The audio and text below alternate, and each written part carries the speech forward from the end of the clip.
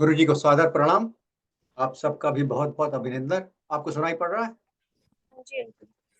अच्छा, तो गुरु जी के बारे में कुछ बात करना, गुरु जी की संगत करना, इससे अच्छा भाग्य कहाँ मिलेगा। तो बहुत बहुत आप लोगों को धन्यवाद कि आप लोगों ने मुझे ये अवसर दिया कि आपके साथ गुरु जी की कुछ बातें शेयर करूं। तो आपको पहले तो ये बताना चाहिए कि गुरु जी से कैसे मिले। तो द ईयर वाज 1998, और जैसा हम सभी के साथ होता है, कुछ परेशानियां होती हैं तभी हमें गुरु जी मिलते हैं या गुरु जी ऐसा अरेंज करते हैं। तो हमारे साथ भी कुछ ऐसा ही हुआ। हमारी दूसरी बेटी बहुत सीरियस अस्थमा था उसे, शुरू से, बचपन से, और उसके अटैक्स बहुत बहुत बहुत सीवियर हुआ करते थे। Many many were life threatening. और हम लोग चूंकि पेरेंट्स थे तो हम लोग जानते थे how to react, how to put her on nebulizer immediately, run her to the hospital, have the right medicine handy. अच्छा, वो बेटी उस समय 98 में she was just 3 years away from going to university, and university में जाना पड़ता उसे यूएस। तो मेरी सबसे बड़ी परेशानी, मेरी सबसे बड़ी समस्या उस समय यही थी कि हम किसी तरह अपनी बेटी को बचा लेते हैं जब अटैक आता है। तो somehow we can sometimes we also anticipate कि अटैक आने वाला है, जल्दी से हमारी कार तैयार रहती है, हॉस्पिटल पास रहता है, तुरंत ले जाते हैं। तो यही सोचता था मैं, जब ये यूनिवर्सिटी में जाएगी, जब कॉलेज जाएगी, तो इसका क्या होगा? अगर अटैक इसको हुआ है अस्थमा का, क्या इसके आसपास कोई रहेगा? और अगर कोई रहेगा भी तो क्या उसको मालूम है कैसे क्या करना है, इसको कैसे, कहाँ, कैसे इसको नेबुलाइजर देना है, हॉस्पिटल तुरंत ले जाना है, और कैसे हो पाएगा ये सब? तो इसी बात की बहुत चिंता रहती थी। तो 98 दिसंबर में हम लोग इंडिया वेकेशन पे गए। उस समय हम सिंगापुर में रहते थे। मेरा एक्सपैट असाइनमेंट था, यूएस कंपनी थी उसके लिए, और मैं वहाँ मैनेजिंग डायरेक्टर था एशिया पैसिफिक का। तो दिसंबर 98 में हम लोग थोड़े शॉर्ट वेकेशन के लिए गए इंडिया। तो कर्नाटक गए, बेंगलोर गए, और मैसूर सिटी। मैसूर सिटी में बेटी को बहुत सीवियर अटैक हो गया अस्थमा का। Fortunately we were in a very nice hotel, Lalitha Mahal, वहाँ पे बड़ा अच्छा होटल है। वहाँ के doctor was on call, immediately came, और somehow we things got okay, she survived. बेटी मतलब बच गई। बहुत सीवियर अटैक था वैसे। तो फिर काफ़ी परेशान थे हम। उसके बाद हम दिल्ली आए वापस जाने के लिए सिंगापुर। वहाँ पर परिवार के कुछ लोग हैं, उनसे मिले। तो हमारे चाचा जी हैं वहाँ पर, youngest brother of my father, Shri Prakash Singh. Uh, तो वो गुरुजी को बहुत पहले से जानते थे। वो करीब गुरुजी से उनका परिचय उसी समय हो गया था जब वो जालंधर में उनकी पोस्टिंग थी। एक समय ही was very young at that time, IG of BSF. In 98 he'd already retired. He served as DG BSF, DG UP Police, DG of Assam Police, etc. Very distinguished uh, officer in the police. So गुरु जी को जानते थे, और उन्होंने हमसे बस यही कहा कि अगर अगर तुम्हें श्रद्धा है तो गुरु जी के पास ले चलता हूँ तुमको, तुम्हारी बेटी को, और गुरु जी की कृपा होगी तो बेटी ठीक हो जाएगी। तो उन्होंने मुझे ये भी नहीं बताया कि गुरु जी कौन है, और ना मैंने पूछा भी नहीं। आदमी को जब बहुत परेशानियां होती हैं तो कुछ भी, जो भी कहता है तो सोचते हैं कि ठीक है, चलो this dish should also be tried, क्या मालूम क्या हो जाए। मैंने कहा हाँ बिल्कुल आएंगे हम, श्रद्धा है बिल्कुल, मतलब विश्वास है कि अगर ठीक हो सकती है तो बिल्कुल हो जाएगी। तो नोएडा में रहते थे मेरे चाचा जी। तो नोएडा से उस समय गुरु जी एम्पायर स्टेट में उनका दरबार होता था। तो we went from Noida to Empire State in my चाचा's कार। और मैंने रास्ते भर उनसे नहीं पूछा कि गुरुजी कौन है, और उन्होंने कुछ बताया भी नहीं। एनीवे फिर जब हम लोग पहुंचे एम्पायर स्टेट, तो car stopped, and the only instruction chacha ji gave me was follow the drill, means just copy him. So हम लोग एम्पायर स्टेट में घर में पहुंचे जहाँ पे गुरुजी थे। As I entered, the environment was totally different from what I expected. मैं सोच रहा था कोई गुरुजी होंगे, कोई वृद्ध पुरुष, कोई some old person sitting in white clothes और गेरुआ वस्त्र, और काफ़ी शांति का चारों ओर एनवायरनमेंट होगा, कुछ लोग होंगे, but it was totally different. Guruji, very young man, in very very flamboyantly, very colourfully dressed, अपना उस सिंहासन पे बैठे हुए थे। मेरे ख्याल से उस समय मुझे जब तक याद है कि कोई उनका पैर भी दबा रहा था और पूरा हॉल जो था एम्पायर स्टेट का पूरी बुरी तरह से भरा हुआ था और बड़ी बहुत तेज़ी से, बहुत तेज़ आवाज़ में म्यूज़िक चल रही थी। मुझे उस समय म्यूज़िक ही लगी क्योंकि उस समय मुझे मालूम नहीं था कि ये मेरे गुरुजी के लिए ये गीत है। It was very different than environment was very different than what I expected. खैर चाचा जी के पीछे-पीछे रहा, चाचा जी ने प्रणाम किया गुरुजी को, मैंने भी प्रणाम किया गुरुजी को। Guruji immediately addressed me by my name at home. मुझे घर में अशोक कहते हैं, तो उन्होंने कहा, "अशोक आ गया? बैठ जा।" तो I sat down. Wife Usha भी थी हम लोग के साथ और बेटी भी थी। उषा बताने लगी बेटी के बारे में। गुरुजी ने कहा, "बैठ जाओ, बैठ जाओ।" सब लोग बैठ गए। एक साथ नहीं बैठ पाए, बहुत भीड़ थी, अलग-अलग हम लोग बैठे थे। थोड़ी देर बाद गुरुजी ने बुलाया अपने पास इशारा करके, तो मैं और अ, उषा अपनी बेटी के साथ अ, नमिता के साथ हम लोग गुरुजी के पास गए। फिर उषा ने बताने की कोशिश करी गुरुजी को कि क्या परेशानियाँ हैं। तो गुरुजी ने बड़े प्यार से थोड़ी देर तक सुनते रहे, फिर प्यार से बोला कि हाँ, सब मालूम है, बैठ। अब बस उसके बाद उन्होंने बस अपना दायाँ हाथ उठाया और कहा, "कल्याण की ता।" बस, उन्होंने कहा, "बैठ जा।" तो उस समय रूटीन ये हुआ करता था गुरुजी के दरबार का कि लंगर कभी मिलता था, कभी नहीं मिलता था, depending on what the circumstances were. थोड़ी कभी लंगर कम भी बनता था, तो कुछ ही लोगों को गुरुजी रुकवाते थे उस समय, परंतु सबको प्रसाद दिया जाता था। तो प्रसाद में ये रूटीन हुआ करती थी कि सब लोग उठ के लाइन में लगते थे, गुरुजी प्रसाद देते थे, व्हिच वाज़ ऑफ़न ईदर कड़ा प्रसाद और लड्डू। उसके बाद चूँकि हाथ में उसमें प्रसाद हम लोग लेते थे और फिर खाते थे, तो हाथ में घी वगैरह रहता था काफ़ी। तो बाहर जाके हम लोग सब लोग हाथ धोते थे, फिर वापस आके बैठते थे। जब बाहर जाते थे तो एक-दूसरे से थोड़ा थोड़ा बात करने का मौका मिल जाता था। तो उस चाचा जी तो काफ़ी दूर बैठे थे, जब हम लोग बाहर निकले हाथ धोने के लिए तो चाचा जी ने पूछा, "गुरुजी ने क्या कहा?" मैंने कहा, "गुरुजी ने कहा कल्याण कीता।" चाचा जी बहुत खुश हो गए। कहने लगे, "अरे! वो तो बिल्कुल ठीक हो गई फिर।" तो मुझे समझ में नहीं आया कि केवल गुरुजी ने तो केवल एक हाथ उठाया और कल्याण कित्ता कहा, कुछ ऐसे ठीक हो जाएगी? परंतु वो बेटी उसके बाद बिल्कुल फर्स्ट क्लास, एकदम ठीक, उसको कोई परेशानी नहीं हुई, कोई अस्थमा अटैक उसके बाद नहीं हुआ, बिल्कुल भी, और 100% क्योर्ड। तो इस तरह से हम लोग की पहली मुलाकात थी गुरुजी के साथ। गुरुजी ने पहली मुलाकात में बेटी को आशीर्वाद दे दिया, जो हमारे जीवन की सबसे बड़ी समस्या थी, उसका समाधान कर दिया। तो उसके बाद इंडिया में was part of my territory. तो मैं जब मन होता था कभी-कभी गुरुजी के दर्शन के लिए चला जाता था। Every month, every other month जैसा भी मन हुआ। अ, और और कुछ माँगने का गुरुजी से बस कभी मन नहीं हुआ, बस बहुत अच्छा लगता था कि गुरुजी ने मेरी इतनी कृपा करी कि बेटी ठीक हो गई। और ये मुझे नहीं समझ में आता था कि गुरुजी हैं कौन? मैं सोचता था कोई शायद शायद कोई सिद्धि पुरुष हैं, कोई इनको ऐसी कुछ सिद्धियाँ मिली हुई हैं कि लोगों की समस्या ठीक कर देते हैं, लोगों का इलाज कर देते हैं। यही सोचता रहता था। तो अब आपको मैं कुछ बताऊँगा जो गुरुजी ने मुझे खुद बताई हैं चीज़ें। तो these are from Guruji's mouth himself, and these are all very important lessons for me, for all of us. तो पहला लेसन तो ये था कि गुरुजी ने खुद ही बताया कि वो कौन थे। ये पहला मैं आपसे शुरू करता हूँ। जब मैं गुरुजी की संगत में जाने लगा, जैसा मैंने बताया, तो हर हर समय मैं देखता था नए-नए चमत्कार। लोग तरह-तरह की परेशानियाँ लेके आते थे, सबकी परेशानियाँ गुरुजी तुरंत ठीक कर देते थे। लोग इतने बीमार आते थे, some were terminally sick with no hope of surviving, उनको गुरुजी ठीक कर देते थे। मैं बड़ा आश्चर्य करता था कि गुरुजी हैं कौन? और कुछ लोग कहते थे, वैसा मैंने सुना, किसी से पूछा नहीं, कुछ लोग कहते थे ये शिव जी हैं। मैं बस सुनता था, पर मैंने कहा पता नहीं कौन है, बताइए, हो सकता है शिव जी हों, पर क्यों है यहाँ शिव जी, ये समझ में नहीं आता था। और गुरुजी ने कह रखा था कि गुरु से कुछ नहीं पूछना। तो मैं आई रिस्पेक्टेड दैट, मैं उनसे कुछ पूछा नहीं करता था। और गुरुजी अक्सर मौका दे देते थे, बुला लेते थे, पास बैठा लेते थे अपने कमरे में या अलग, काफ़ी मौका मिलता था गुरुजी के साथ एकांत में बैठने का, पर मैं कुछ पूछता नहीं था, चुपचाप ही बैठा रहता था उनके साथ। और वो भी चुपचाप रहते थे, पर बड़ा अच्छा लगता था। It was totally like being in heaven when I was with him. Uh, ऐसे ही एक समय था, काफ़ी रात को काफ़ी देर हो गई थी। Year must have been around 2001, 2002। मैंने लिखा नहीं, मुझे लिख लेना चाहिए था डायरी में अपने।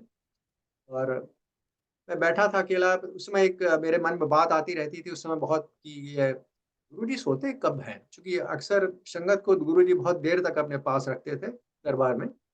कुछ लोगों को 2-3 बज जाते थे, कभी-कभी 4 भी बज जाते थे। हम लोग भी वैसे ही होता था, चूँकि सिंगापुर से जाते थे तो गुरुजी थोड़ा कृपा से सोचते होंगे कि ये नदी दूर से आए हैं मिलने, तो काफ़ी देर तक बैठने देते थे, 2 बजे रहते थे, 3 बजे रहते थे अक्सर। उसके बाद मुझे लोग बताते थे कि गुरुजी उसके बाद पाठ करते हैं। तो मैं यही सोचा करता था कि गुरुजी पता नहीं कब सोते कब होंगे, जब हम लोग साथ इतनी देर तक संगत के साथ बैठे रहते हैं। 2 बज जाते हैं, रात को 3 बज जाते हैं, 4 बज जाते हैं, उसके बाद वो पाठ करने लगते हैं, तो पता नहीं कब सोते होंगे। परंतु गुरुजी ने कहा था कि कुछ पूछो नहीं, तो मैंने पूछा नहीं। और उस दिन मुझसे रहा नहीं गया। मैंने धीरे से पूछा, गुरुजी आप कभी सोते हैं? मैं स सोचने के पहले बोलने के पहले मैं घबरा रहा था कि पता नहीं कुछ पूछना चाहिए कि नहीं, गुरुजी नाराज़ तो नहीं हो जाएँगे। पर गुरुजी इतनी प्यार से मुस्कुराए कि मैं आपको बिल्कुल डिस्क्राइब नहीं कर सकता। ऐसी मुस्कान थी जैसे कि it's not from this earth at all, it's not at all a worldly smile, it was a purely divine love, purely divine smile. हमें ऐसा लग रहा था उस समय, but I can't describe it, the only way I can explain. मुझे ऐसा लग रहा था इतना प्यार है कि मैं प्यार में डूबा ही जा रहा हूँ। चारों तरफ प्यार ही प्यार है, प्यार ही प्यार है। और उसके बाद गुरुजी ने बड़े प्यार से बोला, these were his exact words, मैं सोऊँगा तो सृष्टि को कौन देखेगा? If I sleep, who will take care of the creation, who will look after the creation. So this is the very very important lesson that I wanted to share with all of you. गुरु जी ने खुद ही बता दिया वो कौन थे। उस पे कुछ उनको गेस करने की ज़रूरत नहीं थी। अ, ऐसे कुछ सोचने की ज़रूरत नहीं थी, खुद ही बता दिया उन्होंने। और आप में से कुछ लोग ये सोचेंगे कि अगर वो शिव जी थे, तो वो यहाँ क्या कर रहे थे? तो उसके लिए आप शिव पुराण पढ़ लीजिए, और भी बहुत सी जगह ये लिखा हुआ है।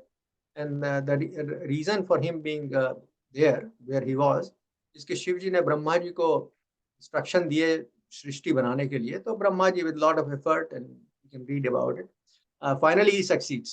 उन्होंने पूरी सृष्टि का निर्माण कर दिया, चारों तरफ पूरा क्रिएशन हो गई। बहुत खुश थे ब्रह्मा जी। तो शिव जी ने कहा कि ब्रह्मा इतने खुश हैं, मैं भी देखूं सृष्टि में क्या है। परंतु जब शिव जी ने देखा सृष्टि को, तो उन्हें बहुत दुख हुआ।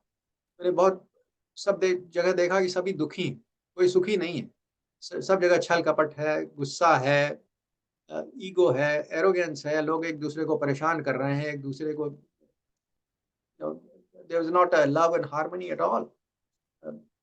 ईर्ष्या है, द्वेष है, काम है, क्रोध है, माया है, मोह है, इस सब। तो उन्होंने अच्छा नहीं लगा, उन्होंने कहा कि ब्रह्मा तुमने ये क्या कर दिया है? Anyway the way it is described in the scriptures की ब्रह्मा को पहले तो समझ में नहीं आया। जब उन्हें समझ में आया तो उन्होंने कहा, स्वामी आप, मुझसे गलती हो गई, मुझे समझ में आ गया, आप ठीक कर दीजिए। तो शिव जी ने कहा, नहीं मैं इसे ठीक तो नहीं करूँगा, क्योंकि ये तुम्हारी सृष्टि है, तुमने बनाई है। परंतु मैं कभी-कभी पृथ्वी पर जाऊँगा और अपने कुछ भक्तों का उद्धार करूँगा। तो that is the way it is explained in the scriptures कि sometimes, and we don't know when, Shivji comes, and he comes only for a very small purpose, very limited purpose, to take care of some of his devotees. So that is the way I understand it. So I wanted to share that with you. गुरुजी ने बता दिया वो कौन थे, अब क्यों थे, इसका मैं एक्सप्लेनेशन अपनी तरफ से ट्राई कर रहा हूँ।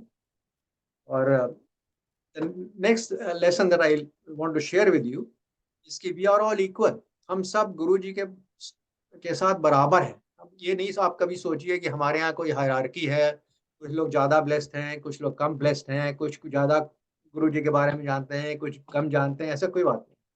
और गुरुजी ने खुद ही बताया, मैं आपको भी डिस्क्राइब करता हूँ क्या हुआ था।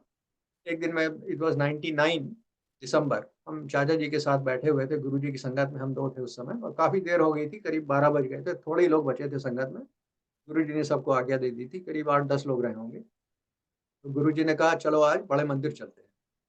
मुझे बड़े मंदिर मालूम ही नहीं था उस समय कि कोई बड़े मंदिर भी है, या कभी ले जाएँगे गुरुजी। तो चाचा जी ने कहा कि चलो ऐसा करो कि तुम 2 कारों में क्यों जाए, तुम हमारी कार में चलना, और then I will drop you here and then you can go back to your hotel. तो हमने कहा ठीक है। तो चाचा जी के साथ मैं उनकी कार में गया फ्रॉम एम्पायर स्टेट टू बड़े मंदिर दैट डे।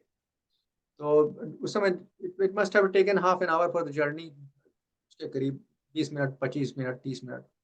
तो during all this journey in the car, हमारे चाचा जी बहुत नाराज थे, बहुत नाराज थे, और बार बार कहते थे कि गुरुजी सोचते भी नहीं है किसको आशीर्वाद दे रहे हैं, सबको आशीर्वाद देते रहते हैं, कोई अच्छा है कोई बुरा है, जो भी सामने आता है आशीर्वाद दे देते हैं। तो उस दिन क्या हुआ था कि एक particular IAS official had come in Guruji Sangat, and from the way I learned from Chacha ji that day in the car, कि she was a very corrupt official, और उनके उनके खिलाफ जब भी कोई इन्वेस्टिगेशन स्टार्ट होता था तो वो गुरुजी के दरबार में आती थी, गुरुजी का पैर वैर दबाती थी, गुरुजी का आशीर्वाद ले जाती थी, और गुरुजी की कृपा से जितनी इन्वेस्टिगेशन वगैरह होता था सब बंद हो जाता था, फाइल बंद हो जाती थी, उनका कुछ नहीं होता था। तो again it was same thing again. उस समय चाचा जी तो रिटायर्ड थे, but his son at the time, my cousin, was serving as IG in the CBI. तो चाचा जी knew that investigation had just started again. जैसे ही इन्वेस्टिगेशन स्टार्ट हुआ, फिर पहुंच गई थी वो गुरुजी के पास, और गुरुजी का पैर वगैरह दबा रही थी उस दिन। तो हमारे चाचा जी यही सोच रहे थे कि आज भी गुरुजी आशीर्वाद दे देंगे इनका, और इनका सब फाइल वगैरह इनकी सब बंद हो जाएगी, फिर nothing will happen. That's why he was very very angry. Guruji सबको आशीर्वाद देते हैं, कभी नहीं सोचते हैं कि कौन है, कैसा है, किसको आशीर्वाद देना चाहिए, किसको नहीं देना चाहिए। एनीवे, हम लोग पहुंच गए बड़े मंदिर। तो हम लोग की कार गुरुजी की कार से पहले पहुंच गई थी, तो हम लोग बाहर, we were waiting for him. अंधेरा था उस समय, काफी लाइट वगैरह नहीं रहती थी बड़े मंदिर में। एनीवे, वी वर वेटिंग, और थोड़ी देर बाद गुरुजी की car I, and Guruji passed by us walking, and then he just went just 5 steps or so ahead, and then he turned around very abruptly। और मेरे चाचा जी को बड़ी स्टर्नली उन्होंने देखा, और बड़ी स्टर्नली उन्होंने कहा, महापुरुषों की कृपा हर पर बराबर। And I am repeating his words exactly as he said, महापुरुषों की कृपा हर पर बराबर। And then he turned around and went inside the Bada Mandir and he followed. So this is another very important lesson I wanted to share with you। गुरु जी की कृपा सब पर है, और हम सब गुरु जी के सामने बराबर हैं, कोई ऊपर नहीं है, कोई नीचे नहीं है। आप कभी ये नहीं सोचिए कि कोई ज्यादा आपसे ब्लेस्ड है या कोई आपसे कम ब्लेस्ड है। हम सबको गुरु जी का आशीर्वाद एक बराबर मिलता है, और we are all in the same level in front of Guruji। Another lesson I learned was that Guruji is available 24/7, and I'll share with you how I learned that। And ऐसा था कि एक बार गुरुजी ने मुझसे कुछ कहा कुछ करने के लिए। गुरुजी जब बहुत तेजी से बोलते थे, पंजाबी और डुगरी की पंजाबी बोलते थे, तो मुझे बिल्कुल समझ में नहीं आती थी। 90% of it went above my head. तो और बट बिकॉज मुझे ऐसा लगा कि मैं पता नहीं पूछूं नहीं गुरुजी से, कि फिर से पूछूं कि नहीं। मैंने कुछ पूछा नहीं संकोच में, और मैं कुछ सोचने लगा कि शायद गुरुजी ने ये कहा था, but I was doubtful. Then about 5-6 yards away, another gentleman was standing at that time। तो मैंने उनसे पूछा, मैंने कहा गुरुजी ने क्या कहा था? तो उन्होंने भी अपना इंटरप्रिटेशन दे दिया, which was actually similar to my interpretation। So anyway, I ended up doing what I thought Guruji had asked। Later on, मुझे पता चला कि ये मैंने जो गुरुजी ने कहा था मैंने वो नहीं किया, मैंने कुछ और कर दिया। मुझे बहुत दुख हुआ, और the time had pass to do what he had asked me to do. So मुझे दुख ये हो रहा था कि मेरे गुरु ने कुछ कहा करने को, मैंने वो भी नहीं किया। मतलब what is this, I failed basically, I was feeling very miserable. तो उस समय गुरुजी ने एक दिन मुझे बुलाया, दिन में 11 बजे का समय दिया, और कहा कल आना।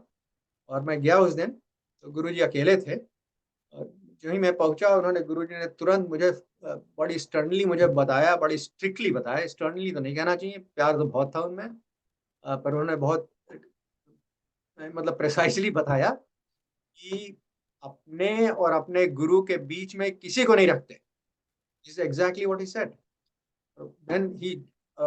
Then he gave me 2 phone numbers। उन्होंने पहले से एक स्लिप में, छोटी सी पेपर की स्लिप में 2 phone number लिख रखे थे, वो हमें दे दिया। उन्होंने कहा पहला फोन नंबर मेरे भतीजे का है, गौरव का है, और दूसरा फोन नंबर मेरे ड्राइवर का है। और उन्होंने कहा कभी भी जब भी तुझे मन करे मुझे तुरंत इन नंबरों पे कॉल करना, और मैंने इन दोनों को बता दिया है कि जब भी तू कॉल करेगा मैं तुरंत तेरा कॉल लूंगा, मैं पाठ में हूँ तब भी तुझसे बात करूंगा। तो उस समय मुझे बड़ी खुशी होगी, गुरुजी ने बड़ा अच्छा मतलब प्रिविलेज दे दिया है मुझे कि मैं जब भी कॉल करूंगा गुरुजी से बात कर सकता हूँ। परंतु एक्चुअली गुरुजी क्या कह रहे थे मुझे बाद में समझ में आया, थोड़ा समय लगा। कि he is available all the time, every moment to all of us। The problem with us is that we are not available, we don't open our doors, his doors are always open, he's always available। And I'll come to that later, how we should open our doors if we can। So that is the next lesson I learned from him was surrender। मांगो मत मानो। And the way it happened was, मेरी उस समय routine गुरुजी के पास जाने के लिए रहती थी सिंगापुर से, कि थर्सडे को मैं पहुंच जाता था। Flight used to get there at 9:30 PM। तो काफ़ी देर हो जाती थी थर्सडे को संगत में पहुंचते हुए, पर पहुंच जाता था। और फिर फ्राइडे और सैटरडे को पूरा टाइम संगत में रहता था, और संडे को थोड़ा अ, जल्दी मैं निकल जाता था संगत से अपने मन से। करीब flight used to be at 11:15 PM, तो मेरे ख्याल 8:30 पौने 9 तक मैं निकल जाता था संगत से, गुरु जी की आज्ञा लेकर। एक दिन क्या हुआ कि मेरे मन में आया कि मैं यहाँ पे आता हूँ गुरु जी के दरबार में, तो मुझे अपने मन से नहीं जाना चाहिए। मुझे जब गुरु जी कहेंगे मैं मुझे तभी जाना चाहिए। तो I don't know why that thought came, that was the thought that came. और उस दिन मैं डिटरमिन्ड था कि मैं तभी जाऊंगा लंगर से उठकर जब गुरु जी मुझसे बोलेंगे, क्योंकि उनको तो सब मालूम ही है। तो मैं जाके बैठ गया। उस दिन मेरे चाचा जी भी मेरे साथ थे, उषा भी साथ थी, और भी कुछ लोग थे परिवार के साथ। तो जैसे टाइम बीतने लगा, थोड़ा देर होने लगी, तो मेरे चाचा जी मुझसे बार बार कहने लगे, अशोक उठो, अब जल्दी चले जाओ, नहीं तो तुम्हारी फ्लाइट मिस हो जाएगी। तो थोड़ा एक दो तीन बार उन्होंने कहा, तो मैंने कुछ कहा किया नहीं, पर मुझे फिर बुरा लगने लगा कि मेरे फैमिली एल्डर हैं, वो मुझसे कुछ करने को कह रहे हैं और मैं उसे इग्नोर नहीं करना चाहिए। तो जब अगली बार उन्होंने कहा, तो मैं उठ के गुरुजी की तरफ चला। तो गुरुजी ने पास भी नहीं आने दिया, थोड़ा दूरी था, मैं 10 यार्ड दूरी रहा हूँगा। गुरुजी ने बड़ के हंस के बड़ी कस के बोले, बैठ जा, तेरी फ्लाइट कैंसिल। तो मैंने बताया तो नहीं था उस दिन मुझे फ्लाइट लेनी है, पर गुरुजी को सब मालूम ही रहता था। तो मैं बैठ गया। चाचा जी को मैंने बता दिया कि गुरुजी ने बोला कि मेरी फ्लाइट कैंसिल। खैर, काफी देर हो गई, काफी देर हो गई, इतनी देर हो गई कि फ्लाइट मिलने का उस समय कोई चांस नहीं रहा होगा। उस समय गुरुजी ने इशारा किया मुझ पर और कहते हैं, अच्छा जा, अब जाके अपनी एयरपोर्ट जा। तो इतनी देर हो चुकी थी कि चाचा जी में मेरे साथ बाहर आए, उषा भी बाहर आई, और परिवार के लोग थे वो भी बाहर आए, जस्ट टू से गुड बाय। और मेरे चाचा जी ने ये भी कहा कि ऐसा है कि अब तुम्हारी फ्लाइट तुम्हें मिलेगी नहीं, बहुत देर हो गई है। गुरुजी ने कहा है तो चले जाओ, पर फिर आज वापस यहीं आ जाना, हम लोग साथ घर चले जाएंगे। मैंने कहा ठीक है। तो मैं एयरपोर्ट पहुंचा, ये पुराना एयरपोर्ट था। वहाँ पे 4 गेट्स उस समय हुआ करते थे अंदर जाने के लिए। हमारा सिंगापुर एयरलाइंस का गेट नंबर 3 हुआ करता था। तो at one time, it was a small airport, you could see at least 3 of the gates. तो that day the situation was no different than any of other day that I have been there. बहुत भीड़ थी, very disorganised, very chaotic. और परंतु मुझे ये बड़ा आश्चर्य हुआ जब मैंने देखा, आई कुडंट बिलीव माय आईज, कि जो गेट्स मैं देख रहा था, 2-3 गेट्स मैंने एक साथ देखे, 3 गेट्स मेरे ख्याल से, किसी भी गेट के सामने कोई भी नहीं था। मतलब the gates were open and nobody had queued up to go inside. That means anybody, I could walk in from any of the gates immediately without any wait. And this was a big huge surprise. I couldn't believe what was happening. Anyway, I entered through the gate. Gate number 3 used to be, the gate I used to, Singapore airlines के सामने counter हुआ करता था। परंतु जब मैंने सामने देखा, तो मैंने देखा वो काउंटर पे कोई साइनेज वगैरह है ही नहीं, कोई था ही नहीं। तो आई वाज सरप्राइज्ड। तो मैंने पुलिस कांस्टेबल वहाँ पे जो होते थे पासपोर्ट चेक के लिए, मैंने I turn around and asked him कि ये आज सिंगापुर एयरलाइंस का यहाँ काउंटर हुआ करता था, आज यहाँ कोई है नहीं, क्या बात है? उन्होंने कहा आप बहुत लेट हो गए हैं, उन्होंने चेक इन बंद कर दिया है, पर आप जाइए, देखिए, हो सकता है कुछ करें वो। तो मैं I approach the desk, the counter. Counter तो बंद था, परंतु उसके पीछे एक केबिन था। उसी समय वहां से कोई सामने आया और कहने लगा, आर यू मिस्टर सिंह? मैंने कहा यस। तो ही हैंडेड मी माई बोर्डिंग पास। तो उस समय मुझे कुछ आश्चर्य हुआ, पर बहुत ज़्यादा नहीं, क्योंकि बोर्डिंग पास सिंगापुर एयरलाइंस वाले प्री प्रिंट कर रखते थे फर्स्ट क्लास और बिजनेस क्लास के लिए। तो मैंने कहा मेरा ही बचा होगा एक बोर्डिंग पास, तो मुझे दे रहा है। तो anyway, I took the boarding pass and then I quickly filled out the embarkation card, जो इमिग्रेशन के लिए होता था। इमिग्रेशन की तरफ चला तो I couldn't believe my eyes. Airport बुरी तरह भरा हुआ है, खचाखच, मतलब it was totally crowded like any other day. Very noisy chaotic environment. परंतु वो जो 6 लाइनें थी उस समय वहां पे, उस समय इमिग्रेशन के लिए, कोई भी नहीं था वहां पर। 6 immigration officers were just sitting there waiting for somebody to come. I couldn't believe my eyes. There was absolutely not a single person in any of the queues. So anyway, I just quickly walked through it. उसके बाद the way airport was, there were used to be two gates for security check. नीचे जाना पड़ता था, hall था, hall काफी बड़ा सा था। तो anyway, hall is very very busy, बहुत भीड़ थी, but again the same thing, security gates पे कोई नहीं था दोनों पर। And security lines used to be pretty The lines used to be long all the time. कभी मैंने छोटी line नहीं देखी थी वहाँ पर.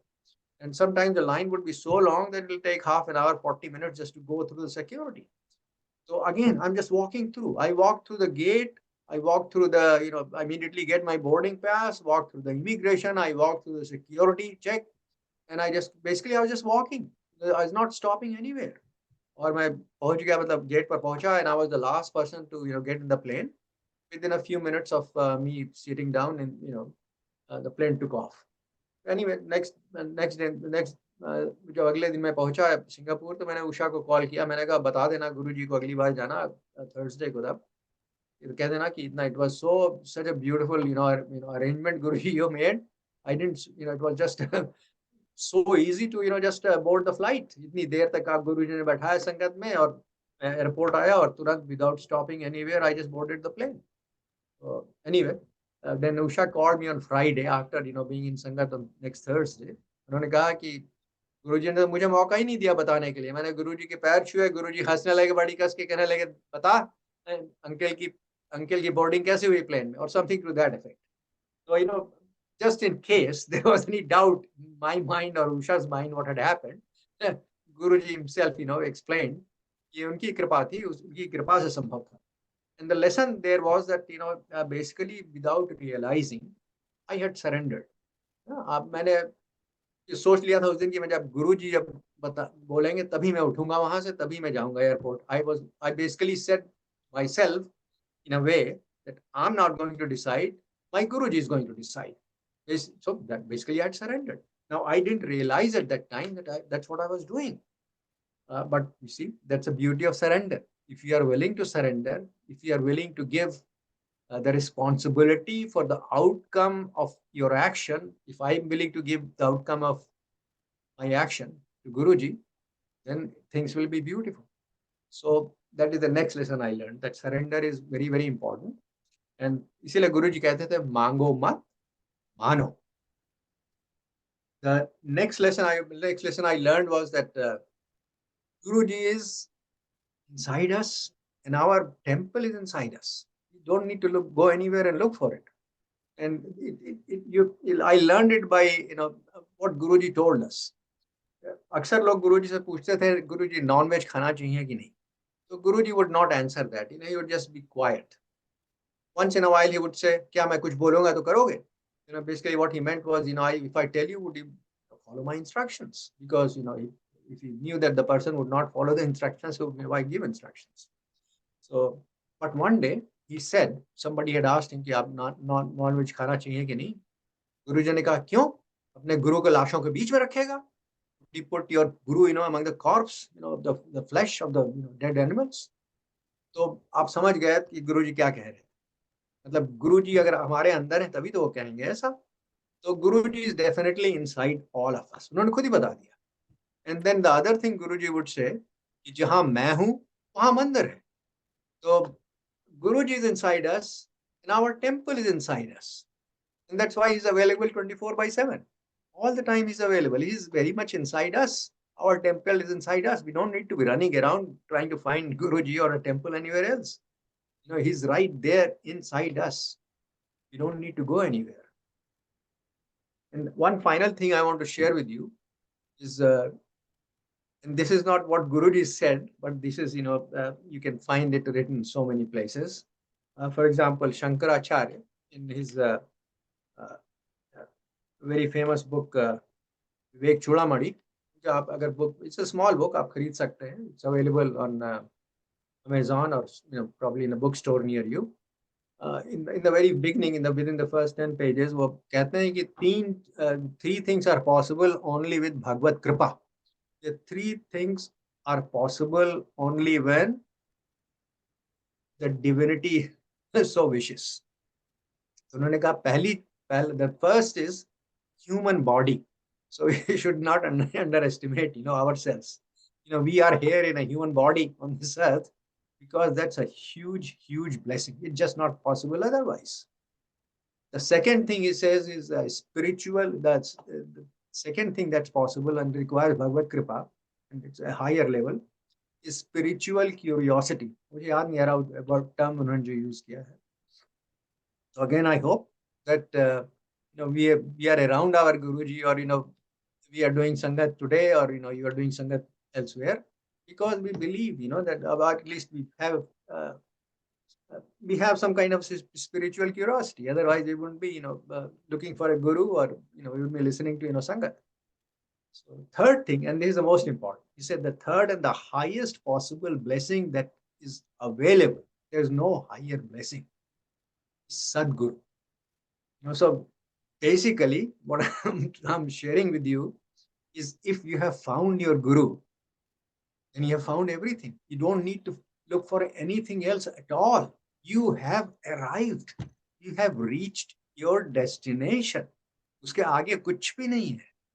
And the reason he explains, and I think you all know that, is basically we are here on journey because of our karmic load. We are going through this cycle of birth and rebirth and life and death, and there's no way we can extricate ourselves from this cycle, because every time we come back, we make a few more mistakes. Instead of going up, we are going down. And so this cycle is, we are basically sinking all the time. So it requires a Sadguru who can take us out of this mess and take us to where we need to be, to our destination, return us to where we came from. So this is the highest blessing, and this is possible only with Sadguru. And basically what Sadguru does, and I think you all know that, हमारे karmic load he takes upon himself and suffers for us, so that that way our suffering is reduced to the extent that we can remove our karma. And Guruji used to suffer a lot for us. I think you must have heard about it. Guruji was always in pain. He always has some kind of sickness. It was difficult, at times to, see him suffering like that. It was so bad at times that, I think there was some AIMS doctors used to come. Many of doctors used to be Guru in Guruji's Darbar. And one of them, I think Dr. Sharma was the name. I think he had arranged for a physiotherapist to come every day after the Sangat and give Guruji a massage, because Guruji's whole body was in so much pain. वो इतना कराहते थे, इतना परेशान होते थे, he thought that is the least that should be done, कि Guruji को थोड़ा मतलब फिजियोथेरेपी हो जाए, कम से कम उनका जो शरीर का जो कष्ट है वो थोड़ा कम हो जाए. Guruji suffered a lot for each one of us, for each one of his devotees. So he, as a Sadguru, that's what he was doing. And he came to the earth, Shivji came to the earth in a human body. So because only in the human body, karma can be, taken away by somebody. It cannot be removed otherwise. God cannot bless us by removing our karma. That doesn't happen according to what I have read in the scriptures. It requires another human body of Sadguru to take our karma upon that human body, so that the basically and suffer for us. तो इस तरह से हमारे कर्म, हमारे कष्ट को दूर करके खुद ही अपने आप दुख कष्ट लेते हैं. So basically, if we have found our Sadguru, there is absolutely nothing more that we can look for. And इसीलिए गुरु जी कहते थे उनका, often I'm sure you have heard about it, ऐश करो. तो मुझे ये समझने में थोड़ा परेशानी होती थी, ये ऐश करने को क्यों बोल रहे हैं, क्योंकि मेरा कॉन्सेप्ट ऑफ ऐश वाज कि it was something bad that we shouldn't be doing.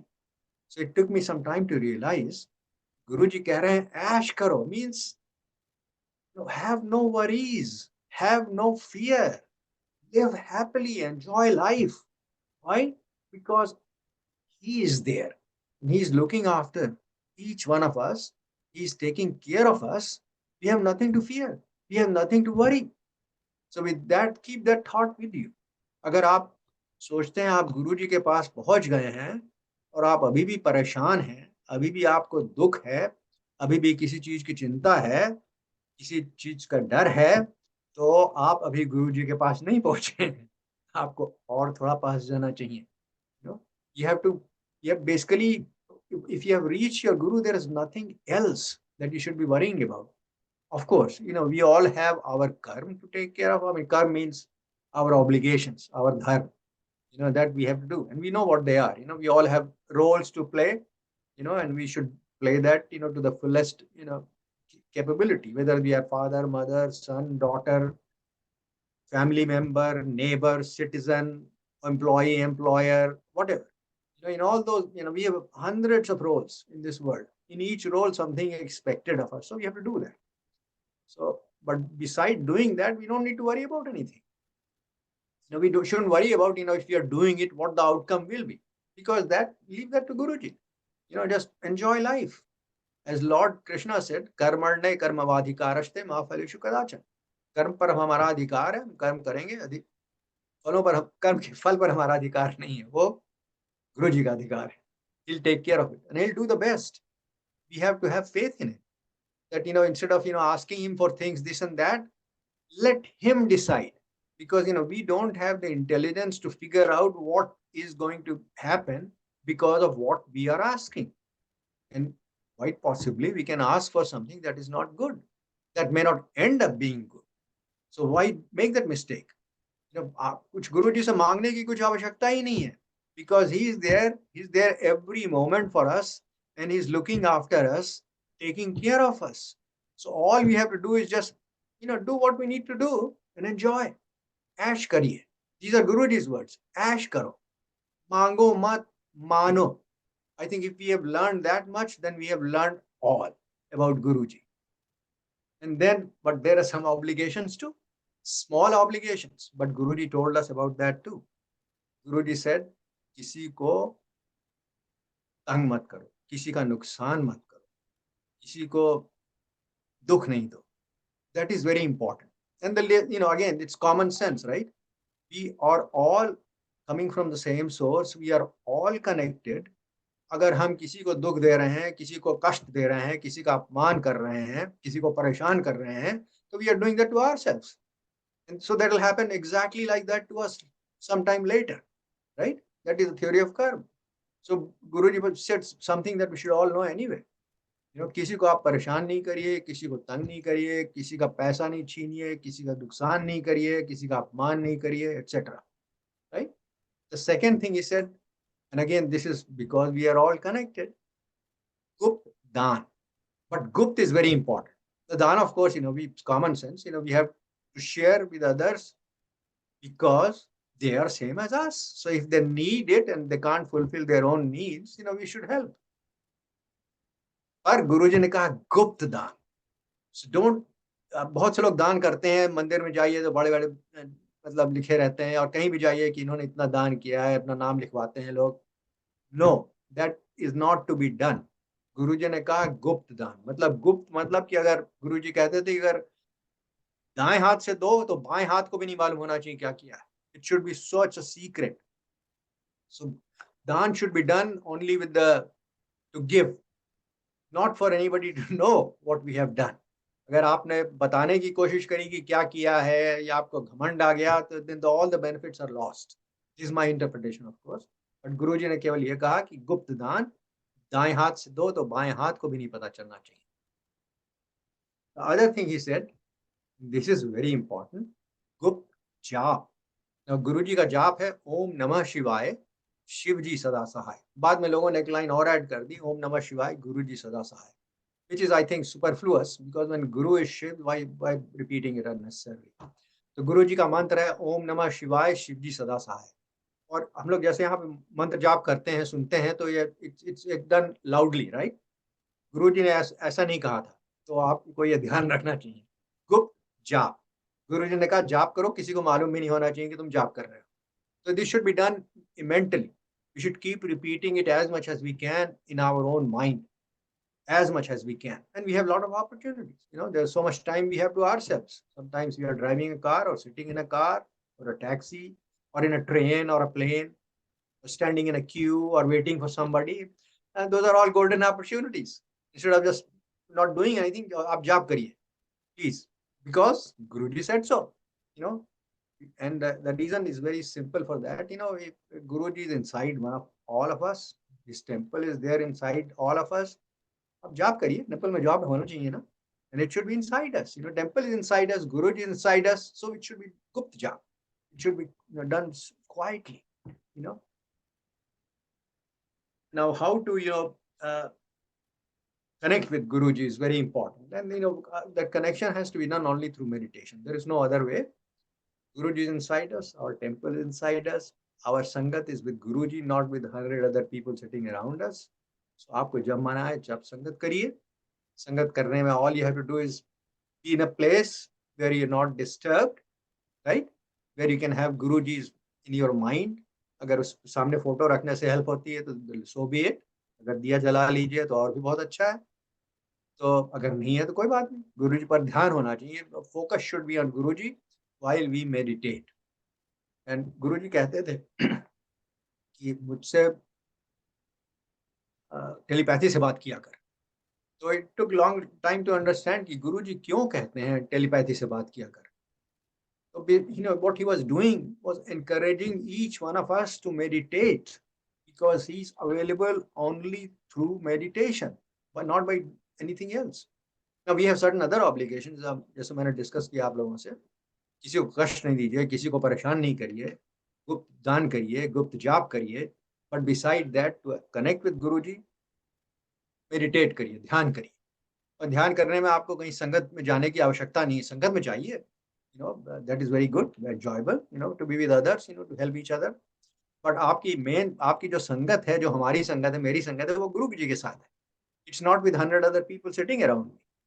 And so I can connect with Guruji anytime I want to. You connect with Guruji anytime you want to. You don't need to go anywhere. And your temple is inside us. So we don't need to find a temple anywhere else. Guruji has made everything so simple, so easy. Right? आप कभी भी गुरुजी के साथ connect कर सकते हैं. And he's already told me, which I'm sharing with you, he's available every moment. His doors are always open. We just have to figure out how to open our own doors. That requires a little bit of work, not too much work. समय निकालिए थोड़ा सा गुरुजी के लिए, उनके ध्यान में बैठिए उनसे और मांगिए मत कुछ, केवल मानिए. That is very important. अगर आप मांग रहे हैं उनसे, then he is not your guru. Then you are basically seeking him as a god, right? Not as your guru. And there's a lot of difference between God and Guru. Guru is totally committed to us, Sadguru. He is there for us every moment. And he is not going to give up. It may take him more than maybe one life, maybe few lives to take us back to where we need to be, to take us to where we should be. But he'll do that. He's totally committed, 100%. As Adi Guru Shankaracharya has said, there is no higher blessing than having a Sadguru. So Sadguru is, far more important than anything else. God is not as important as Sadguru. अब भगवान, देखिए भगवान, maybe God will listen, maybe he'll do something, but maybe not. Who knows? Whereas Sadguru, you can depend on 100% that he is with you all the time, looking after you all the time, taking care of you all the time, taking your karmic load upon himself, and ensuring that your journey is completed. That's his responsibility. He has assumed that responsibility without us telling him to do that. He is doing that from his own compassion. उन्होंने सोच दिया ये भक्त मेरा है, इसका उद्धार करना है, as I shared earlier from Shiv Puran. So again, I want to repeat, Guruji is Shivji himself, and he is there because he is there to take care of us. He is there for us. That's the only reason he came. And there is no higher blessing possible than having a Sadguru. So if you have found Sadguru, if I have found a Sadguru, I have reached basically my destination. And his blessings are same for each one of us. There is no difference. Please, please do not consider anybody more blessed than you are. Please do not think that somebody else knows a lot more than you. We are all at the same level. So just you have to, and that is the reason Guruji said, direct connection. Don't connect through somebody else. Jaka Guru bhi andhala chela khala nirand andha andha theliya dono ko pan. These are Kabir's doha, right? So don't depend on somebody else. Who knows what the person knows? Maybe he doesn't know anything. He certainly doesn't know any more than you do. So why do you want to depend on somebody else to reach Guru? You must make your own direct connection. And he's there available for that connection 24/7. Because the temple is inside you. The temple is inside us. Guruji is inside us. And the only way to connect with him is through meditation.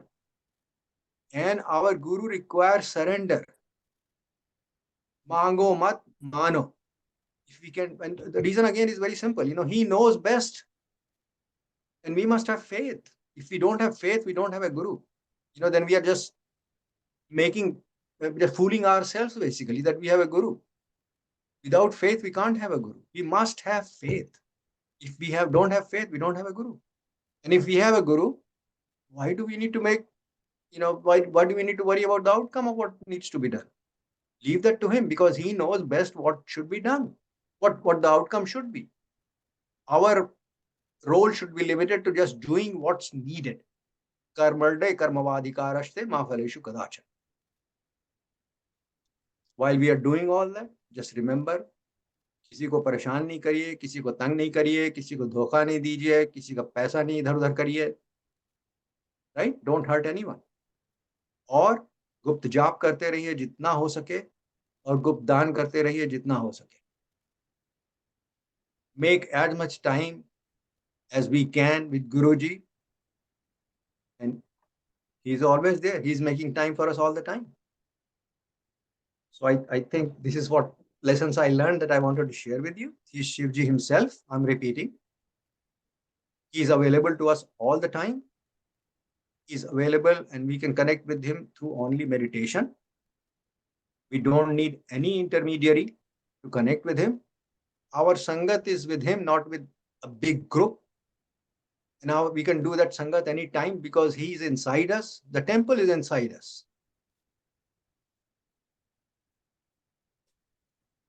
But it requires surrender. We must accept him as Guru. That's why we should mango mat mano.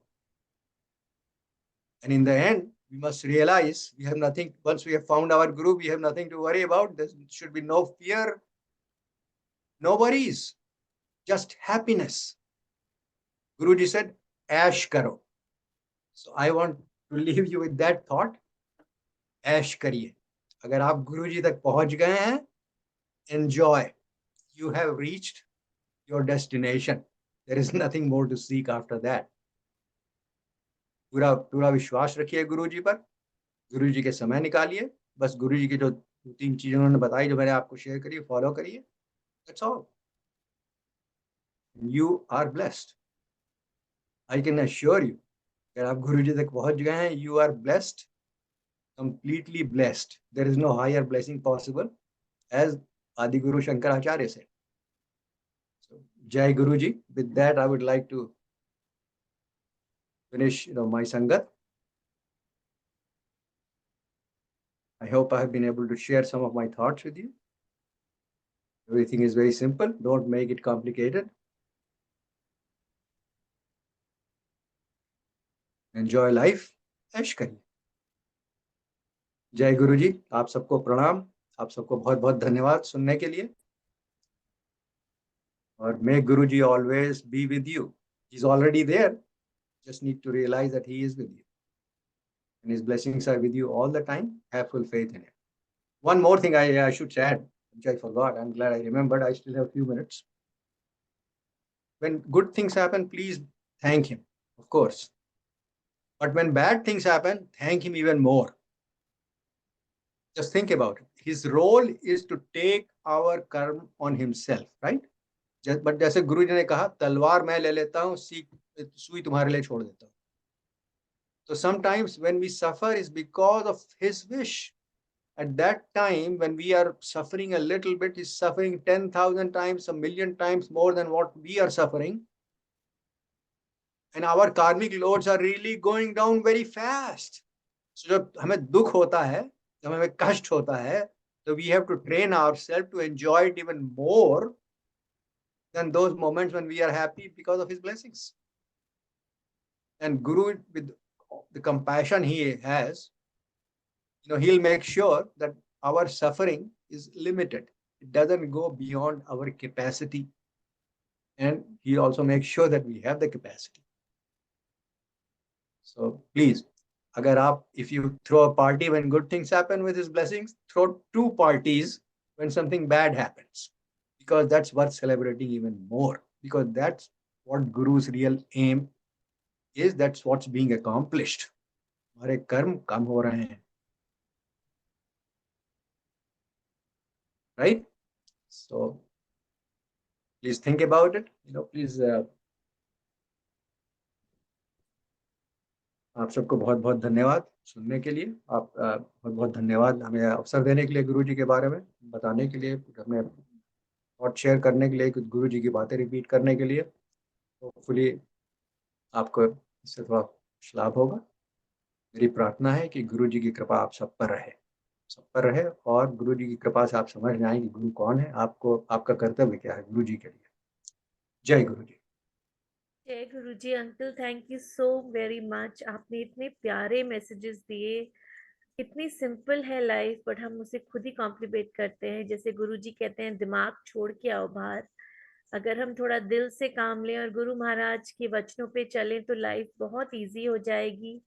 हमारा कार्मिक baggage कम हो जाएगा और महाराज को भी इतना कष्ट नहीं उठाना पड़ेगा जो वो उठाते हैं हमारे लिए। तो ये हम सब का कर्तव्य बनता है as Guruji Sangat to do what he expects us to do, which we don't do, and we should be very focused. जैसे गुरुजी कहते थे, घोड़ा मैं अगर ਤੁਹਾਡਾ हाकांगा तो मैं सीधा हाकांगा। हम लोग अपने आप को बहुत डाइवर्ट करते हैं, अपने मन की बहुत सुनते हैं। मन तो हमारा चंचल है, मन तो हमारा है ही नहीं।